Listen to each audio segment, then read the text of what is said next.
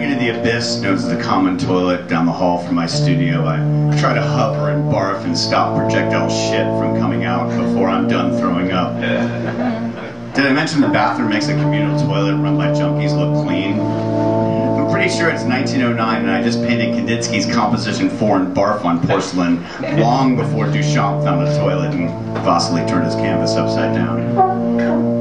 Apparently my fever is helping my creativity because I haven't painted this well since my first one-man show. Real, my only one-man show. I have a fever, chills, and everything you don't want when you're alone, but I earned my on-my-knees position.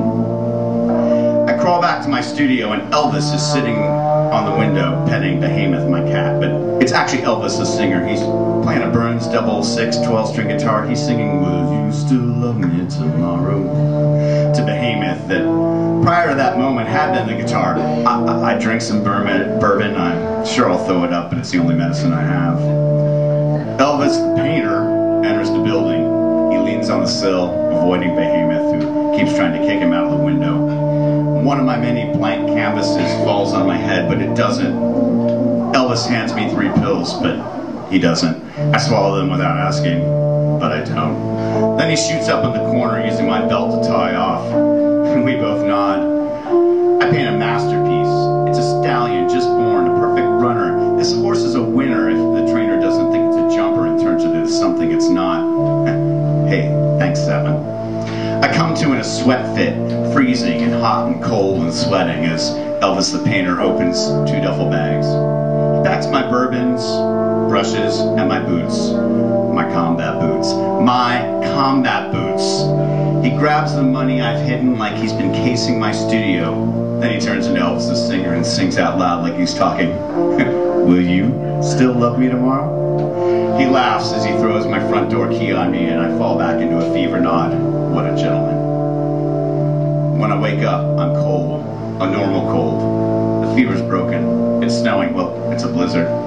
I'm thirsty and 13 pounds lighter. The fever dream I had about Elvis the singer, painter and thief returns. I look up. I stand up wobbly. My leather jacket is gone. My combat boot slippers are gone too. I lunge for my brushes, the dream turning into television, and say out louder than God, my motherfucking brushes and boots? Are you fucking kidding me? My friend twice taught me 2 things. Always pick your friends up.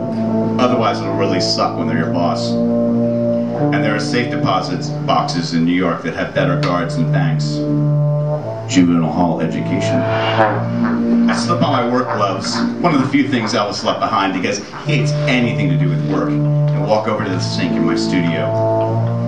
The sink still has a cabinet around the base. I open the broken door and shove my hand down below and around and to the left of the sink pipe. Twice said the rats have cultivated a highway via the plumbing to every groundbreakingly cool tenement, apartment, and studio in New York.